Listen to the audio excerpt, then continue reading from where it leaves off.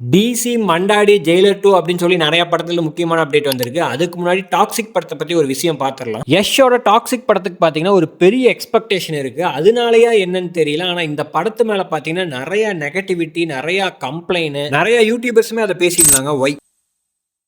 100 கம்ப்ளைண்ட்டுங்க. என்ன இந்த மாதிரி சீன்ஸ் எல்லாம் ஓப்பனா வச்சிருக்காங்க. டயலாக்க கூட பேசியிருந்தாங்க. நான் அவங்களுக்கெல்லாம் என்ன சொல்றேன்னா, நீங்கலாம் ஹாலிவுட் படம் வந்து பார்த்ததே கிடையாதா? ஹாலிவுட் படத்துல அந்த மாதிரி சீன்ஸ், அந்த மாதிரி டயலாக் எல்லாம் எதுவுமே இல்லையா? ஒரு படத்துல ஒரு கேரக்டர் வந்து அந்த மாதிரி இருக்கு அப்படின்னா, அந்த மாதிரி 4 சீன் வச்சு அதை இதை பண்ணி தான் ஆகணும். நம்ம ஆடியன்ஸுமே அந்த நெகட்டிவ் கேரக்டர் அப்படின்னு வரும்போது ரொம்ப ஹைப் ஏறி பார்க்கறாங்க. அதுக்காக நான் அது கரெக்ட்னு சொல்லல. நேர்ல போய் ஒருத்தன் அந்த மாதிரி பண்ண முடியாது. படத்தை படமா பாருங்க.